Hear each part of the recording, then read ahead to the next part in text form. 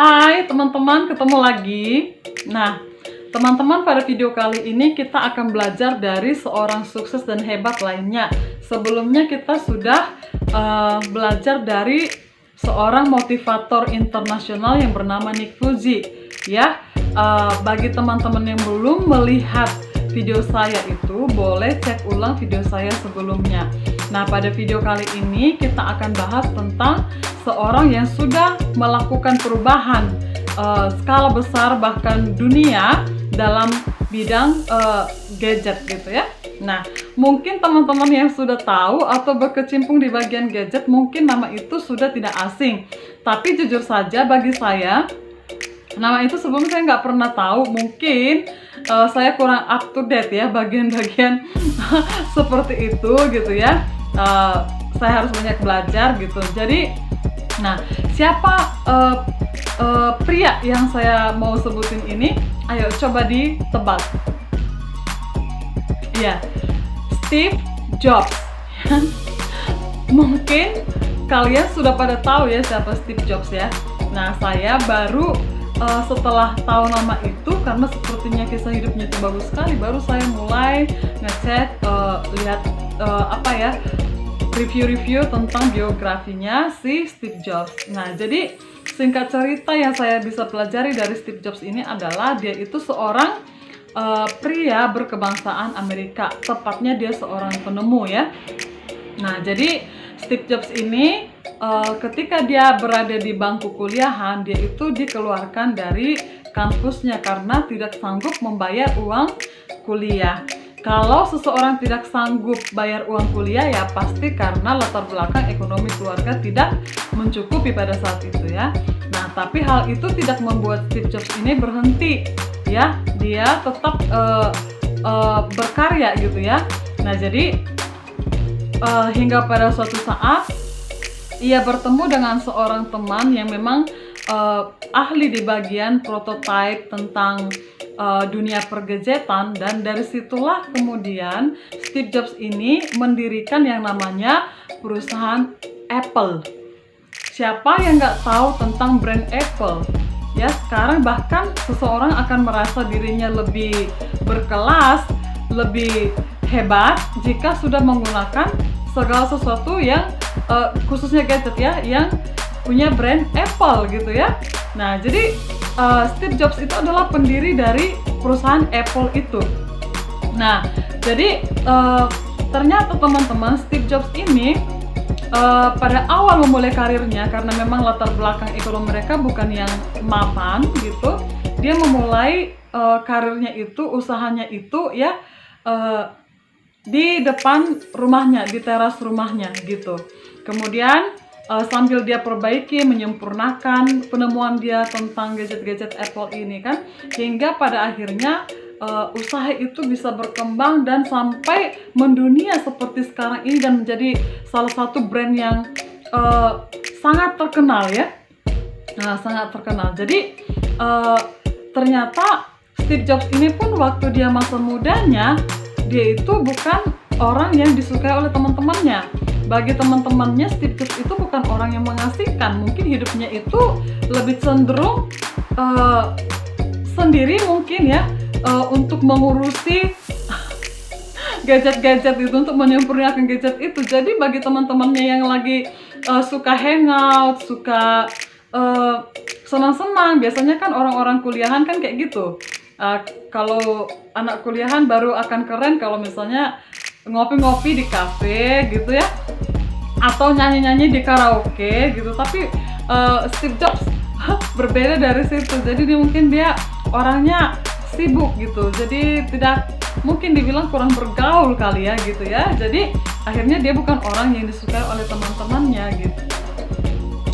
Dalam mengembangkan penemuan dan membesarkan perusahaannya, Steve Jobs juga tidak menjalani jalan yang mudah, yang mulus-mulus saja, tetapi ia gagal berkali-kali ya, tetapi dia memiliki semangat yang tidak mudah menyerah. Dia selalu berusaha menyempurnakan produk itu hingga akhirnya menjadi produk seperti yang kita tahu sekarang ini gitu. Dan akhirnya perusahaan yang dari depan rumah itu, yang di teras rumah itu, berubah menjadi perusahaan yang mendunia. Di seluruh dunia produk Apple itu tersebar gitu ya.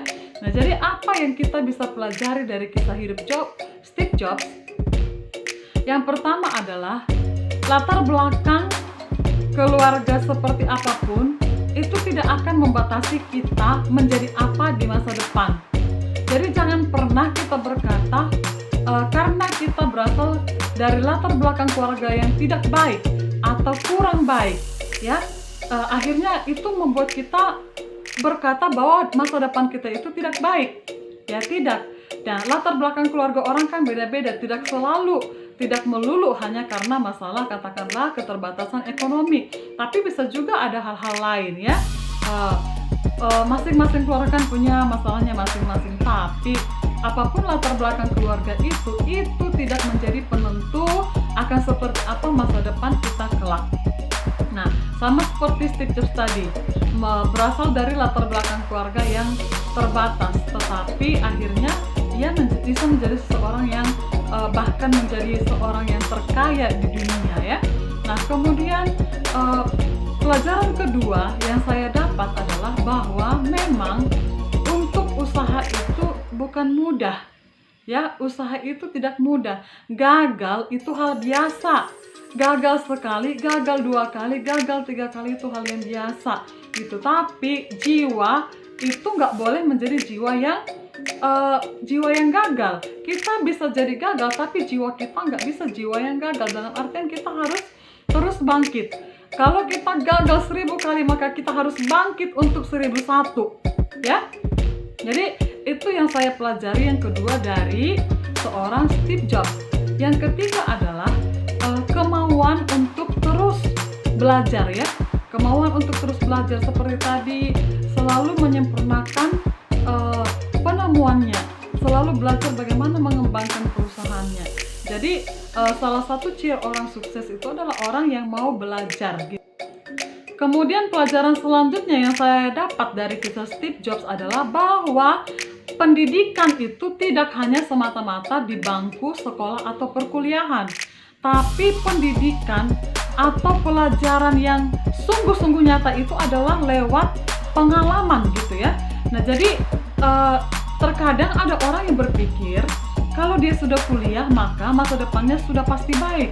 Oh tidak, kalau zaman dulu mungkin ketika kuliah itu nanti katanya menurut perkataan orang-orang yang sudah lebih tua daripada kita gitu ya, kalau sudah kuliah pada zaman saat itu maka akan ditawari sebagai pekerja pemerintah.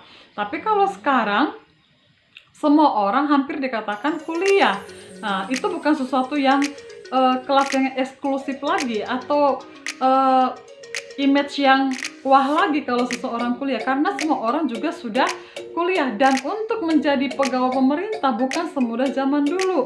Sekarang ini harus melewati bukan cuma sekali 2 kali tes, tapi beberapa tes, dan itu pun kita belum tahu bagaimana hasilnya gitu ya. Nah, jadi yang saya mau katakan adalah bahwa pembelajaran itu lebih banyak berbicara di dunia nyata ya, lewat kehidupan sehari-hari dan lewat pengalaman hidup gitu ya. Kemudian pelajaran selanjutnya yang bisa saya pelajari dari kisah Steve Jobs itu adalah, kemudian pelajaran selanjutnya adalah jangan malu atau menjadi merasa tersingkir ketika kamu dianggap aneh oleh teman-temanmu gitu. Sama seperti kisah hidup Steve Jobs yang dianggap aneh oleh teman-temannya, dianggap tidak asik gitu ya. Nggak masalah gitu ya, jangan terjebak dalam hal seperti itu, karena memang mungkin fokusnya berbeda. Steve Jobs fokusnya pada penemuannya, karyanya gitu. Nah, sementara teman-temannya fokusnya mungkin sebagai anak kuliah ya untuk senang-senang gitu. Jadi ya jangan takut untuk tampil berbeda gitu dengan bahkan teman-teman kita sendiri. Nah, itu dia teman-teman yang kita pelajari dari kisah hidup Steve Jobs pada video kali ini, bahwa tidak ada yang mudah. Semua harus diperjuangkan. Dan jika kita perjuangkan dengan sungguh-sungguh, maka kelak kita akan menerima hasil dari perjuangan kita itu. Karena usaha tidak akan mengkhianati hasil. Jadi sampai di situ teman-teman semuanya. Sampai ketemu lagi di video saya selanjutnya. See you.